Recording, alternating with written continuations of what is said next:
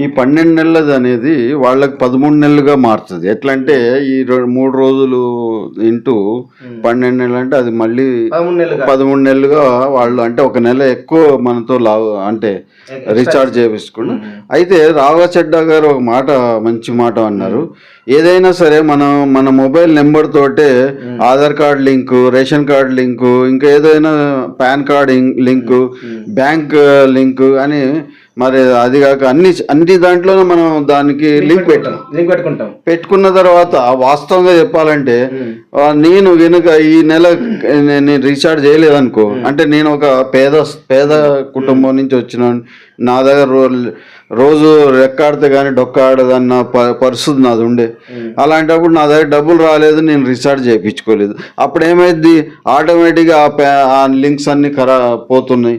కాబట్టి 145 కోట్ల జనాభాలో 100 కోట్ల జనాభా ఈరోజు మన దేశంలో, భారతదేశంలో అత్యధిక పేదరిగా నమోదైనది. ఎందుకంటే రేషన్ కార్డ్ అనేది రేషన్ తీసుకున్నారు 100 కోట్ల జనాభా. ఆ జనాభాకి 100 కోట్ల జనాభాను నువ్వు మ్యానిపులేట్ చేస్తున్నావు. ఈ ట్రయల్ అనేది అంటే ఈ సంస్థలు ఉన్నాయో, ఏది బిఎస్ఎన్ఎల్ కానీ, తర్వాత మన ఎయిర్టెల్ కానీ, జియో కానీ, ఇంకా అన్ని ఇతర నెట్వర్క్లు అన్నీ ఇదే పనిచేస్తున్నాయి. కాబట్టి ఏమవుతుందంటే మన 100 కోట్ల జనాభా తప్పకుండా వాళ్ళు రీఛార్జ్ చేయాల్సి వస్తుంది. అవసరం లేకపోయినా రీఛార్జ్ చేయాల్సి వస్తుంది. ఇదేం దరిద్రం అని ఇప్పుడు నేను అంటున్నది ఏంటంటే, దరిద్రం అయిపోయింది. ప్రతి ఓడి జేబుని కట్ చేయడమే జరుగుతుంది. ఈ మోడీ గవర్నమెంట్ వచ్చిన తర్వాత 2014 నుంచి ఈ రోజు వరకు సామాన్యుడి యొక్క నడ్డి విరిచేది తప్ప, సామాన్యుడి యొక్క జేబు కత్తిరించాడు తప్ప ఇంకేమి జరగలేదని నా అభిప్రాయం. ఇంకోటి ఏంటంటే, వీళ్ళక యాక్టింగ్ ఎలా ఉంటుందో చెప్తాను.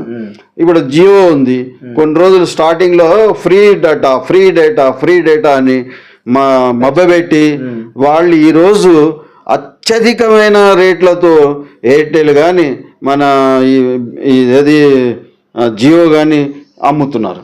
ఇప్పుడు మనకు గత్యంతరం లేదు. నెలకి ఒక మనిషి ఒక ఫోన్ నడపాలంటే కనీసం 500 నుంచి 600 రూపాయలు లేనిది నడపట్లేదు నెల.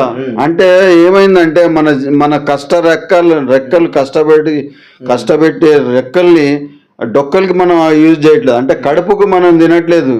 ఈ దరిద్రులకు, ఈ యొక్క కంపెనీలకు మనం పెంచుతున్నాం. దానికి సహకరించింది ఎవరు? సహకరించింది ఈ గవర్నమెంట్. ఈ యొక్క బీజేపీ గవర్నమెంట్ అయినా కానీ, ఏ గవర్నమెంట్ అయినా సరే ఈ గవర్నమెంట్ దీనికి సహకరిస్తుంది. కాబట్టి ఇది మన అందరం ఒక ఉద్యమంగా బయలుదేరి దీన్ని మాత్రం మనం ఆ ఫస్ట్ 28 డేస్ని 30 డేస్గా మార్చాలి, పార్లమెంట్లో రావాలి. అదేవిధంగా మరి ఇన్కమింగ్ కాల్స్ని కంటిన్యూషన్ చేయాలి. ఎందుకంటే మనకు వచ్చే కాళ్ళు అవి మన సిమ్, నేను కొనుక్కున్న సిమ్ దాన్ని ఒక్కసారికే తీసి పడేస్తాడు. ఏంటంటే ఇప్పుడు రాఘవ చెడ్డా గారు కూడా ఈ ఒక క్వశ్చన్ ఏం రేజ్ చేసిరంటే, ఇప్పుడు మన సిమ్ మన ఆస్తి అన్నట్టే కదా, అది మన ప్రాపర్టీ. ఆ ఆస్తికి నువ్వెవడు ఆపేవాడు? మనకు మినిమం ఓటీపీ అనేది మనకు ఇప్పుడు ఫర్ ఎగ్జాంపుల్ మనకు బ్యాంక్ దగ్గరికి వెళ్తే ఒక ఓటీపీ అవసరం అవుతుంది. ఎమర్జెన్సీ కానీ మన ఆధార్ కార్డు ఏదో అప్డేట్ కేవైసీ సంథింగ్. మన ఓన్ ఓటీపీ రాకపోయినప్పుడు మన దాని హక్కు ఉన్నట్టు అన్ని మన చేతుల్లో ఉంటుంది కదా. అంటే మనం ఏంటంటే ఒక కీలి బొమ్మల్లాగా 145 కోట్ల జనాభాని పేరుకు సిమ్ మన దగ్గర ఉంటది, మొత్తం రైట్స్ అన్ని వాళ్ళ దగ్గర ఉన్నాయి. కాబట్టి ఇది మనం ప్రజా ఉద్యమంగా తీసుకెళ్లవలసిందిగా అందరికీ కోరుతున్నాను. దీనికి గనక ఈ విషయాలు ఇదొక్కటేగా చాలా విషయాలు ఉన్నాయి, అవన్నీ తర్వాత మాట్లాడుకుందాం. కానీ ఇది మాత్రం ప్రతి ఓడికి స్కామ్గా తయారైంది. ఈరోజు జరుగుతుంది ఏంటంటే డిజిటల్ ఎకనామీ అని ఒకటి జరుగుతుంది. అది మీకు చెప్పదలుచుకున్నా దీంట్లోనే. డిజిటల్ ఎకనామీ ఏమైంది, మీ దగ్గర నోట్ ఉండదు, మీ దగ్గర ఏముండదు, ఒక ఫోన్ ఉంటుంది, ఫోన్పే ఉంటుంది, ఆ గూగుల్ పే ఉంటుంది. వాళ్ళు చెప్పినట్టు మనం నడుస్తున్నాం. అందులో కూడా స్కామ్ ఉంది. స్కానరే స్కామ్. అందులో కూడా ఇంకో స్కామ్ ఉంది. ఏంటంటే నేను గమనించింది అందులో నుండి రీఛార్జ్ చేసుకుంటాం కామన్ గా. అవును. అయ్యో బయటకి ఏం పోతామని మనం అల్లకే తీసుకుంటాం. అందులో 3 రూపాయలు కట్ చేస్తుండు. అది అంటే మీరు అదే నేను అనేది, అది 3 రూపాయలు ఎక్స్ట్రా కట్టాలి అంటే ఎటు తీసుకెళ్తున్నారు అంటే గవర్నమెంట్ మనం ఓటేసి బాబు నువ్వు ఎంపీ అవు, బాబు నువ్వు ఎమ్మెల్యే అవు, బాబు నువ్వు కార్పొరేటర్ అవు, బాబు నువ్వు పిఎం అవు, సీఎం అవు అని మనం ఇస్తే ఈ దళిద్రులు మనం ఒక 1000 రూపాయలు తీసుకుని ఓటేసిన దానికి వీళ్ళు ఈ స్కాములన్నీ తయారు చేస్తున్నారు. ఇదంతా బ్లాక్ మనీ. ఇప్పుడు మీరు చెప్పినట్టు ఫోన్పే నుంచి నేను ఏదైనా చేస్తే 2-3 రూపాయలు 4 రూపాయలు కట్ అవుతాను.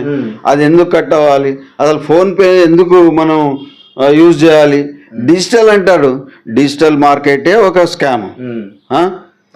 అదే విధంగా ఇవన్నీ ప్రోత్సహిస్తుంది ఎవరబ్బా? ఇదే ఎంపీలు, ఇదే ఎమ్మెల్యేలు, ఇదే మినిస్టర్లు.